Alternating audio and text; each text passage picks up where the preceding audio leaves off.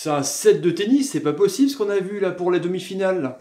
7-6 en tout. Un set de tennis, un record entre la Roma et Liverpool. Un truc de ouf, des spectacles de dingue, des demi-finales, c'est la Champions League. Bah ouais. Salut à tous, footeuses et footeux de bonne famille, c'est Thomas. Fin du match entre l'AS Roma et Liverpool. 4 buts à 2. Mais ouais, 4 buts à 2 dans cette demi-finale retour de la Champions League 2017-2018. Incroyable. Un but de Milner contre son camp, un but de Dzeko, un doublé de Nainggolan, que j'adore ce joueur, contre un but de Sadio Mané et un but de Wijnaldum. Et bah ouais, ça fait 4 buts à 2. Du coup, les Reds se qualifient 11 ans après pour la finale de la Champions League le 26 mai à Kiev contre le Real Madrid. On va parler de tous ces records entre ces deux équipes, c'est incroyable.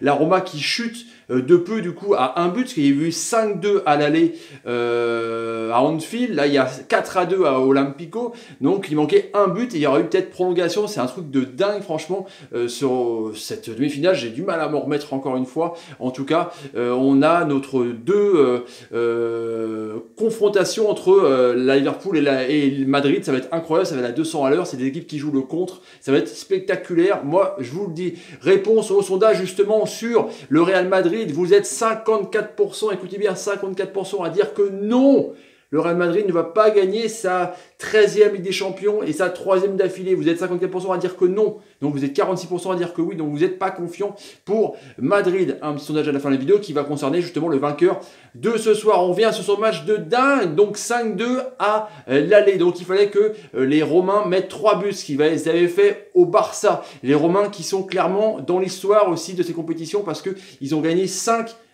victoires à domicile. Un truc de ouf, c'est assez incroyable. Ils sont passés tout près vraiment de se qualifier, mais à la 94e minute, Nainggolan a marqué le 4-2.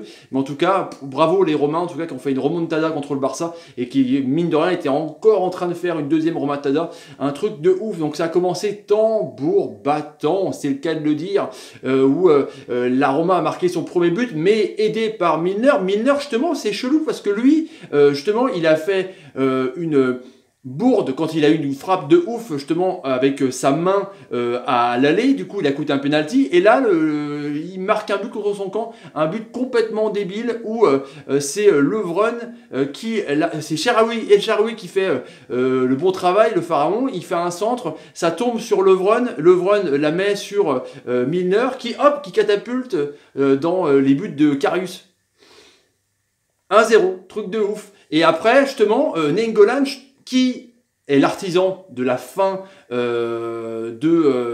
match de ouf, quoi, qui aussi avait mine de rien perdu un ballon à l'aller, et ben là du coup il en perd encore un autre, et du coup c'est Firmino qui intercepte le ballon, qui fixe un peu la défense. Ça là on le voit débouler à droite, ça là n'a pas été dingue, il était un peu en retrait, peut-être que par rapport au match aussi il a un peu baissé le pied, parce que aussi le championnat à jouer hein, pour Mohamed Salah, il y a aussi la Coupe du Monde hein, pour Mohamed Salah, mine de rien il est assez demandé hein, en cette fin de saison, mais du coup Firmino fixe bien et c'est de Mané qui avait été tellement maladroit mais qui a marqué à l'aller, et ben là marque le 1-0. Et là tu te dis bon c'est cuit parce qu'ils vont devoir revenir encore de plus belle hein. Les Romains qui avaient décidé vraiment de faire une possession de balle, ils ont 60% de possession de balle contre 40, c'est clair et net, c'était vraiment c'était vraiment Nainggolan, c'était vraiment, il y avait du Florenzi, il y avait du Manolas, enfin, c'était globalement la même équipe. Dzeko, Cherraoui était titulaire, Under aussi a fait une belle partie en tout cas, mais ils ont joué vraiment en tiki-taka les Romains, parce que Liverpool déjà joue en contre, ils attendent vraiment les erreurs pour partir en flèche, et du coup les Romains, ils peuvent s'en vouloir parce qu'ils n'ont pas vraiment concrétisé leurs actions, et du coup sur une action où Wijnaldum du coup la remet alors que Dzeko veut la dégager, ça retombe à moitié sur Wijnaldum qui va tromper justement le gardien romain. Donc 2 buts à 1, Liverpool mène à la mi-temps.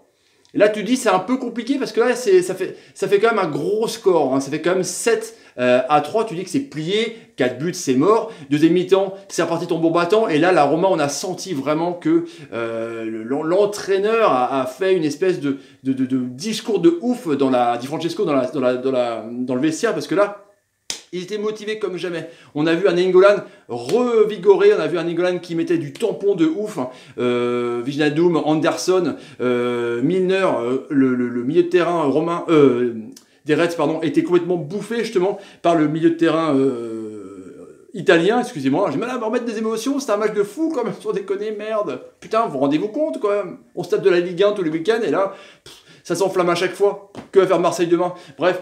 Et du coup, sur une belle encore action de Shaarawy, c'était vraiment incroyable. Hein. Sur une belle transversale, il récupère le ballon, hop, il dribble, il essaye d'enchaîner une frappe, c'est contré par le gardien Karius, et puis du coup, ça retombe plus ou moins dans les pattes de Dzeko qui était un peu absent vraiment tout du long de la première mi-temps. Et du coup, voilà, il arrive bien à se mettre sur le côté droit et à mettre le 2-2. Du coup, ça fait 7-4.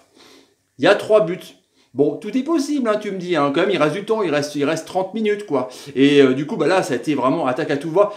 Il y a eu une petite action avec Firmino qui a essayé de vraiment de mettre à contribution le gardien Alisson, une frappe sèche pour essayer de le réveiller. Mo Salah a fait une petite voilà, envolée où il est un peu dribblé tout le terrain, mais il était vraiment pas en forme du coup. Après il y a eu des actions de Florenzi de ouf, où Karius a fait des actions de taré. Après il y a eu des faits de jeu, encore une fois. Alors c'est clair, par rapport à hier, les pénaltys non sifflés, là voilà, Dzeko, clairement il se fait faucher par le gardien, mais il est signalé hors jeu alors qu'il n'y a pas hors jeu, donc là il n'y a pas pénalty. Après, il y a une main clairement décollée, il y a une main carrément décollée du corps hein, contre un ballon. Du coup, il n'y avait pas pénalty.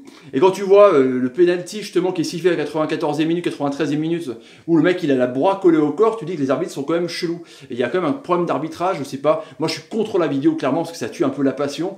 Mais il faudra peut-être les aider un peu. Mais on voit que ça sert à rien de mettre 5 arbitres, donc je comprends pas en fait. Ou alors mieux former les arbitres. Un peu chelou. Et du coup, on a vu que là, il y a eu des actions à tout va. Dzeko, on a enfin vu. Florenzi, Nainggolan, il a récupéré des ballons super hauts parce qu'il était vraiment derrière Dzeko à l'aller. Du coup, là, il est un peu remonté. Il a tenté des frappes, mais de mules de dingue. Et du coup, ça a un peu payé parce que justement, il y a eu cette action où Nainggolan, sur cette action de taré, déclenche une frappe, mais d'enfumer. Hein. Hop, qui décoche poteau gauche, quoi. 3-2. Et là, ça s'enflamme un peu. Mais bon, c'est déjà un peu la fin, quoi. Il reste 5-10 minutes, quoi. Et du coup, après, il y a donc ce penalty à la 93e minute. Avant, il y a quand même eu des actions. Hein. On a vu un super under. On a vu un super Zenko El Shaarawy qui avait tenté des trucs sur son côté. Mais Karius, c'était vraiment pas béni des dieux, mais c'était pas le niveau de Keylor Navas hier, parce que c'est clair que Navas est déjà sous-coté pour moi. Karius, c'est l'intérim de Mignolet, hein, il se bataille un peu en championnat, mais du coup, on a vu qu'il a fait des belles actions, des beaux arrêts. Il a fait pas moins de 5-6 arrêts, 6 arrêts exactement dans la partie. Il a dégagé vraiment un ballon assez énorme sur une belle frappe de Dzeko à moitié à bout portant. Et du coup, là, il y a eu ce penalty où voilà, c'est un peu donné, mais bon, l'arbitre se dit, j'en ai pas sifflé 2, donc je le siffle quand même.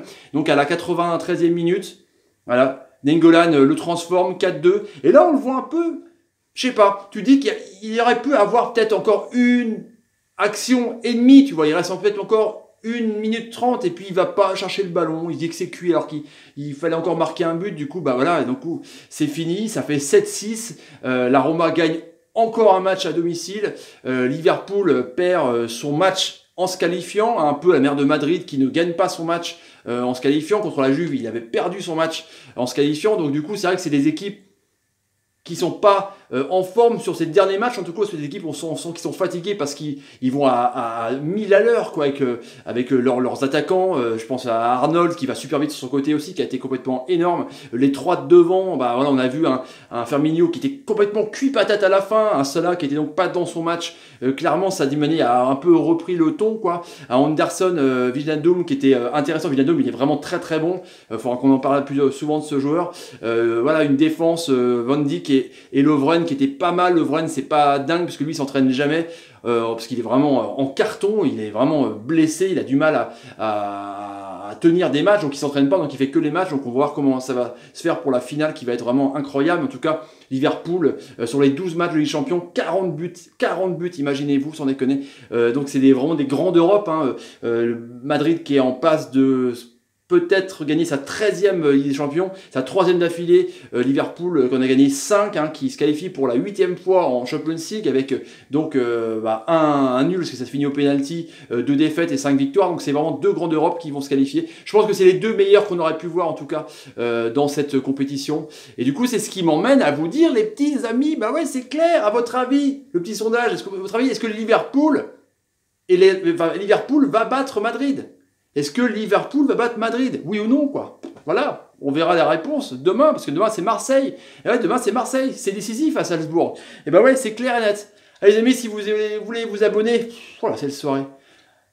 N'hésitez pas, 1700 abonnés bientôt, je vous en remercie. Partagez la vidéo et mettez des pouces quand, par exemple, quand Firmini vous fait des bonnes passes comme il a fait à Mané. Allez les amis, je vous laisse. Salut, salut, salut, salut. Je vais me reposer parce que c'est fatigant. Salut, à demain. Ciao, salut, salut. Oh, 7-6, on croit voir du tennis sans déconner. Je te promets, sans déconner, oui, je te promets.